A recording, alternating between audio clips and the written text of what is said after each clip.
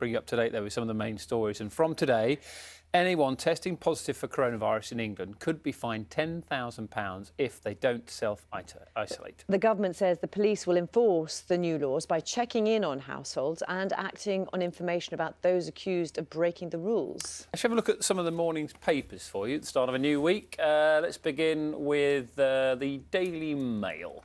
Coronavirus restrictions make the front page of many of the papers today. The Mail says that people have been told to quarantine, could face a visit from police, who will be able to carry out spot checks and act on tip-offs to check people are self-isolating.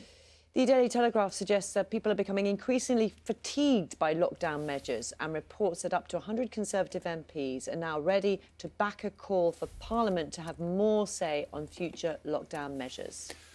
The Metro are reporting on the calls for Boris Johnson to reconsider the 10 o'clock curfew time. It comes after we've shown you some of the footage from crowds of people partying in cities across England once the pubs threw them out. I feel a bit like Dad's Army today. Don't panic, I believe is the message. That's a message to customers from supermarkets as much of the UK gets used to tighter coronavirus restrictions. Yeah, Nina's looking at that. Very good morning to you. Yes, I'm panicking slightly that I've been making tea wrong all of these years. If you like a fundamental part of my day. Exactly. It tastes right, Nina. You just go for it. Yeah, it's nothing like cabbage water. Anyway, on to more important matters. Panic buying. Who could forget those scenes from early in the pandemic of empty shelves where people had panic bought essentials like hand gels, nappies and, of course, toilet rolls. By the end of the first week in March, shoppers had spent almost £18 million on toilet roll. That is up nearly 90% compared to the average.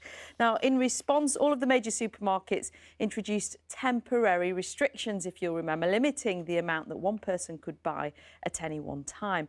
Now, of course, they were lifted as stocks recovered. So why are we talking about this again? Well, last week, Tesco and Morrisons, the UK's first and fourth biggest supermarkets, reimposed rationing of essentials like toilet roll, disinfectant and bleach. They both said there is plenty of stock, but they wanted to be sure that everyone could access it. Morrisons also said it was limiting the sale of flour, rice and oil from its World Foods aisle. They tend to come in larger pack sizes, so people had been panic buying them. And we spoke to all of the other big supermarkets. They said they had no plans to introduce restrictions at the moment. And the boss of Iceland told Breakfast that, yeah, there was a small uptick in some essentials, but there is plenty to go around if everyone's sensible.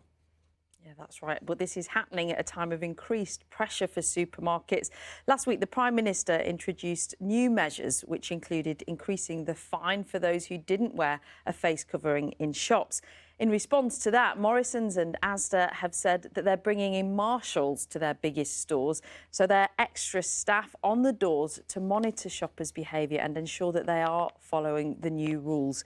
It is unlikely we'll see panic buying like we did in March. Experts point to the fact that supermarkets have now changed the way that they operate. The supply chains are more efficient. There's better online delivery, so fewer shoppers are going in store.